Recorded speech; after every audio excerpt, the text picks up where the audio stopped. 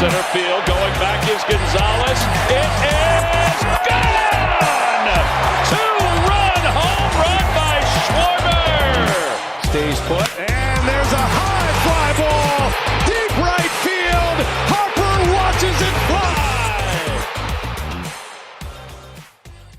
We are back for another episode of the Double Switch podcast.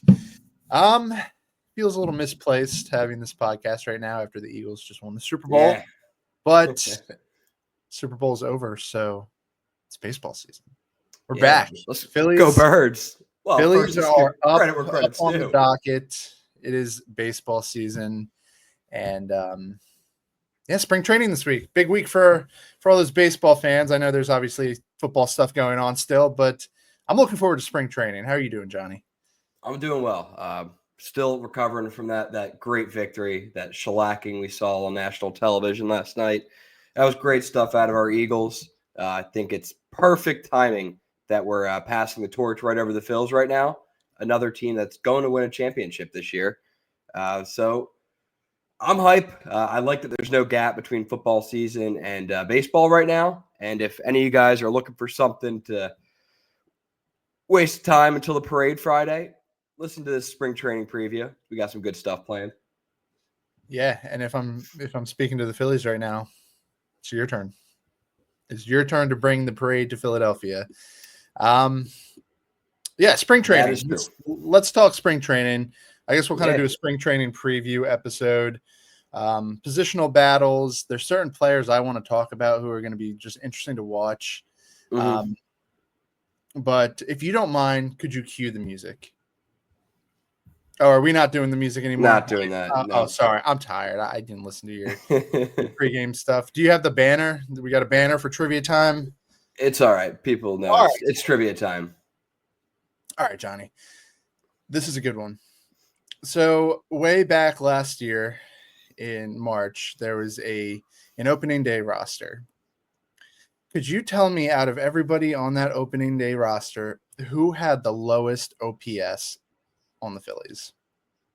You said last March? The opening day roster. Okay. And that is OPS.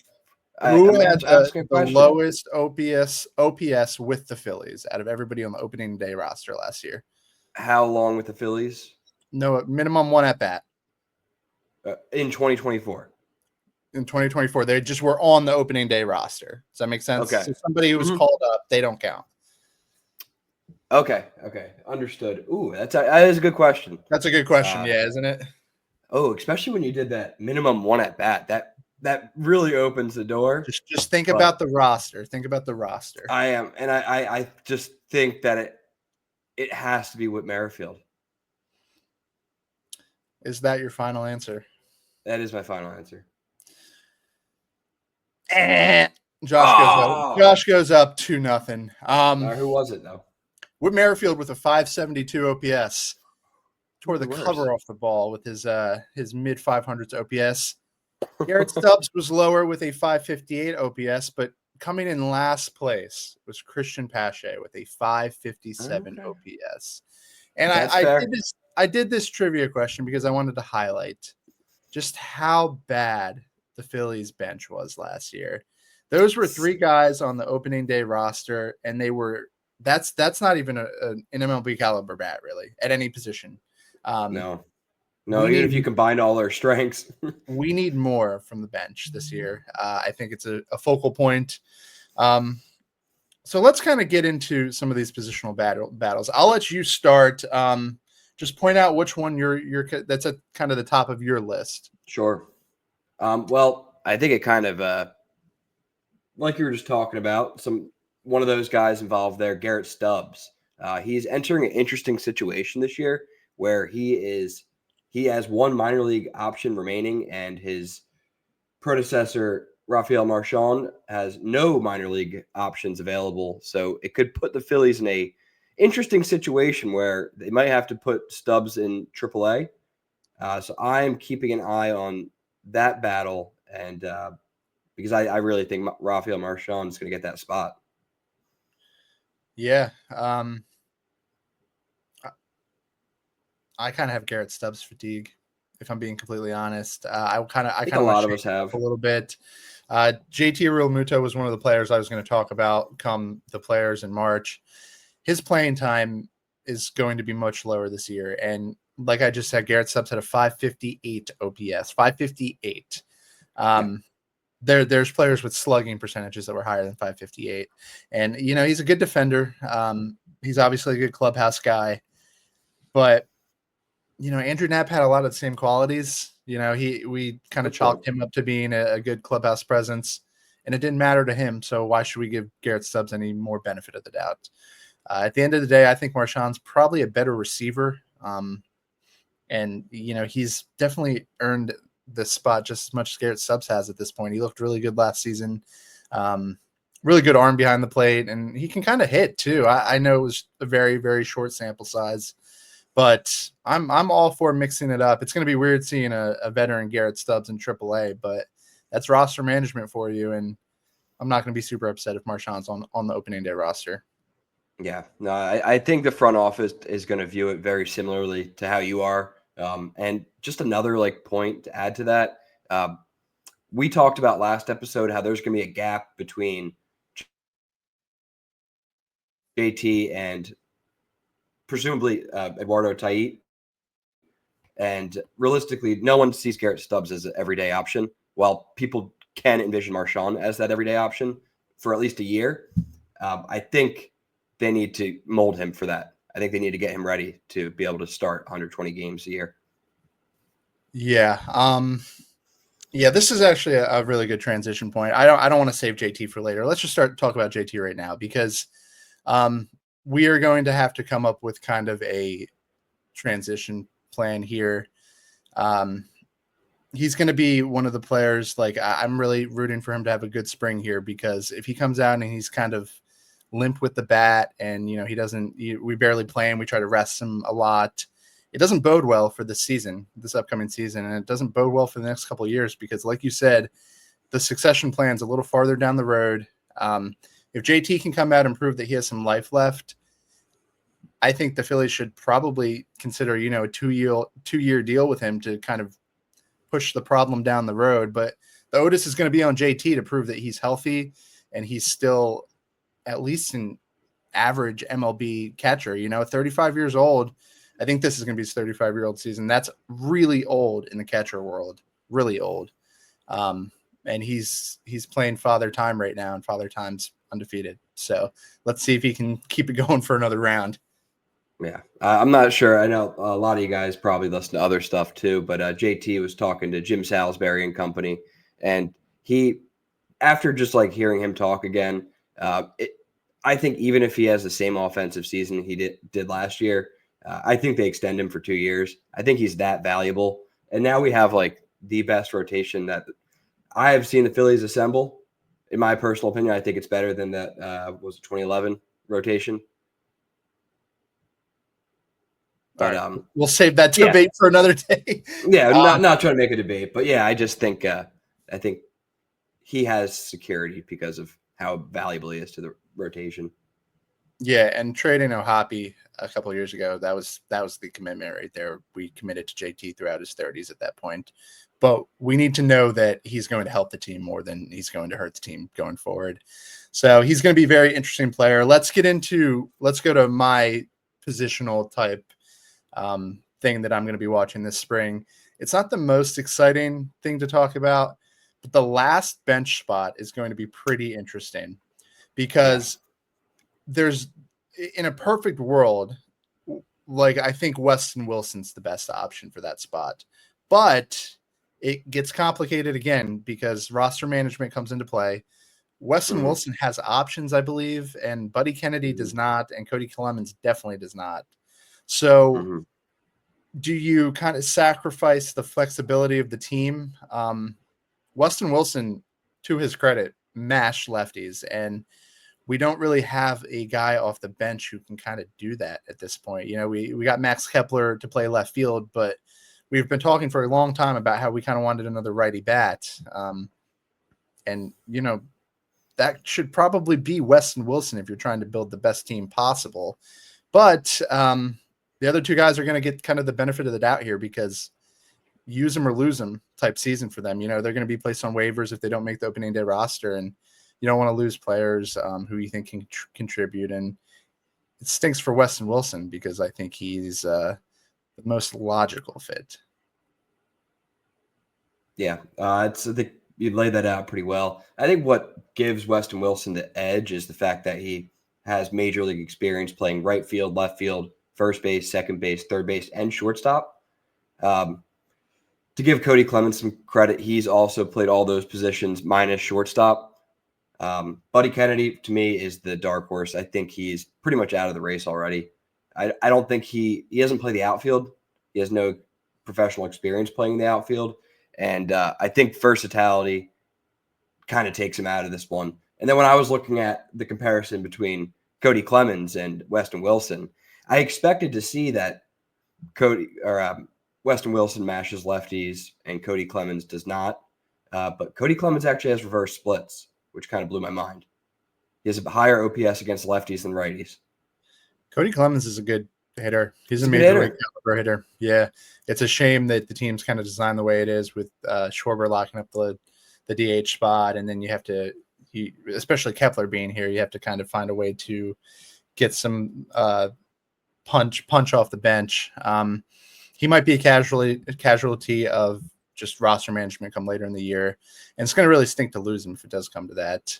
I saw a stat for Weston Wilson from Matt Gelb, and I'm not sure if Matt Gelb's trustworthy, but minimum 50 at bats last season. He had the second highest OPS against lefties. And would you like to guess the first player? What, Tatis? Aaron Judge. Yeah, both good options. Dude mashes lefties. He's really good. That'll be interesting. Do you think there's a name that I didn't mention that could play their way into that spot, or do you think it's going to be one of them? I really don't. I mean, there's some guys, Rodolfo Castro, guys like that. He was hurt most last year, rehabbing from surgery. The Phillies still do see something in him clearly, keeping him on the 40-man roster as long as they have. But I really think it's going to be the best positional battle in spring training, that final bench spot between Weston Wilson and Cody Clemens, because I think it's a coin flip. Whoever looks like they got better in the offseason, they might get that job. And because of the minor league option situation that you touched on, I think it's possible that maybe one of them gets traded, the one that doesn't win. Yeah, that's a good point too. It's going to be something that you'll be able to tell really early on in the game, the spring training games, kind of what's happening, who's getting at bats. But yeah, that'll be very interesting. Do you have another position you're looking at? Because I have one. I do. More. Okay, you want to go? Do. Yeah, I have. It's not a position, but it would be the final 8 guys in the bullpen. Obviously, we know that it'll go down Kerkering, Romano, Alvarado, Strahm. I'm going to pencil Jose Ruiz in because I think he did a great job in low leverage situations. But that leaves us with 3 spots there. And I think don't want to interrupt. I think Tanner Banks has a spot for sure. I'm not certain about that. They brought in you kind of stepping on my. Oh, sorry. I just wanted to touch on the guys that I didn't think would. Yeah, but that would leave Taijuan Walker, Joe Ross, and Tanner Banks with Taijuan Walker and Joe Ross kind of guaranteed to get a spot with how much they're getting paid. Obviously, they'd want to trade Taijuan at the end of spring training if they could, free up an extra spot there. But right now, the only question is really Banks, and I think we brought in a lot of guys, a lot of interesting guys. Like I know we like Aaron Combs. He's still far from the big leagues, but they also brought in a couple big league guys like Joe O'Connell, Max Lazar, Nick Vespi, and Jose Cuellos. Sorry if I'm mispronouncing that, but Nick Vespi is a guy I dug into because he's a lefty arm, and I think he has better stuff than Tanner Banks. Can't speak to it. I haven't seen him. I'll have to take your word for that. Yeah, I think I was just thinking about this one a bit. What about Tanner Banks guarantees him a spot?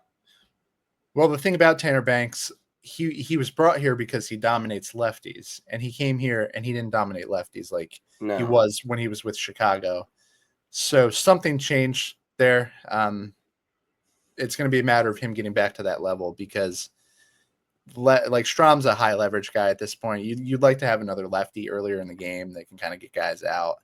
And if he can revert back to that Chicago White Sox form, he was dominant against lefties. He was borderline unhittable. So if that version of Tanner Banks shows up, I think he's got a guaranteed spot. But like you said, there's some interesting names there. One guy you didn't mention who is another guy who's dealing with the whole 40-man roster thing is Tyler Phillips. He's out of options. True. Anything's on the table for a lot of these guys. That's why they're here. They're here to battle for that spot.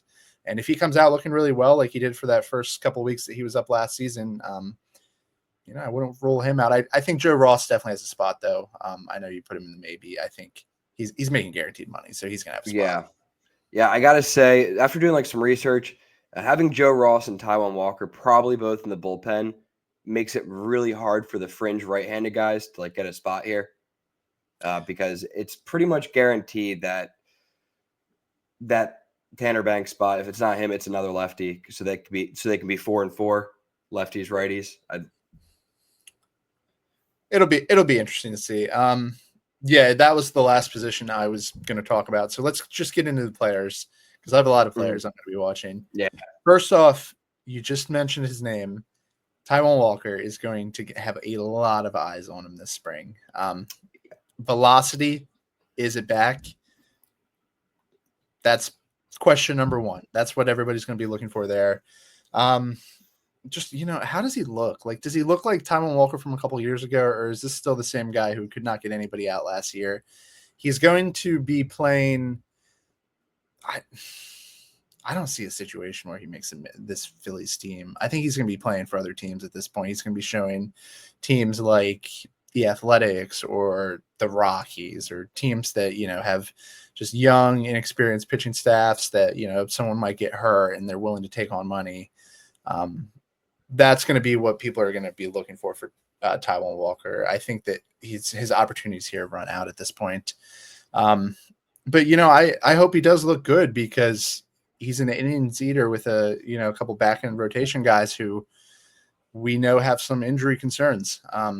So if he does come back and he looks like Taijuan Walker of old, it's good for us. Ultimately, I'm rooting for the guy, but he's going to be the most interesting guy in my opinion. Come next week. Who are you watching? Who's your top guy? Yeah, I'm definitely keeping my eyes peeled for Justin Crawford. Okay. Because it's no secret that the Phillies have really poor outfield depth and pretty poor outfield depth in the minors. If you look at the higher levels, not a lot of promising outfielders after him and Rincones. So I think Justin Crawford, if he could really shorten his timeline, if he comes out and like proves that his hit tool can work out against big league talent, I think it can make him a summer call-up possibility, a good performance in spring. Yeah, I'm sure he's been working on his his bat to ball skills all winter long. I'd like to see him elevate. I'd like to see him kind of put the ball in the air a little more this spring, prove that he can be an impact type hitter with line drives and fly balls. I know has like a 60% ground ball rate in the minors, which is just insane, and that's never going to work. He needs to really kind of lift the ball and build himself into more of a line drive type hitter. He's going to be very interesting. I think any outfielder on the 40-man roster at this point is just going to be interesting to watch. And I think there might be names that, we're not even considering yet that could be brought in this week on a minor league deal just to get some exposure. Because like you said, the 40-man's thin with outfielders. There's not a lot of help on the way. Justin Crawford and Rincones are kind of it at the end of the day. And, they're very unproven. So eyes are going to be on everybody out there. Whoever ends up coming in on, minor league deals or something, they're going to be interesting to watch too, because they could easily, they could play themselves into the picture too. Mm-hmm. Yeah, I think Matt Kroon could definitely be one of those guys that just because he's a right-handed outfielder, he might see himself getting a lot of opportunity in spring. Yes. While we're on outfielders, let's go to one of my guys. I'm going to be watching Johan Rojas. I know he had a good winter in the Dominican League. He hit well. The competition's obviously not as good as Major League Baseball, but we forget how young the guy is, and we forget that he's still very much a work in progress. And if he does end up making incremental improvements over the winter, that's very useful, especially him being a right-handed bat and him being such a good defender. A little more out of him would definitely help.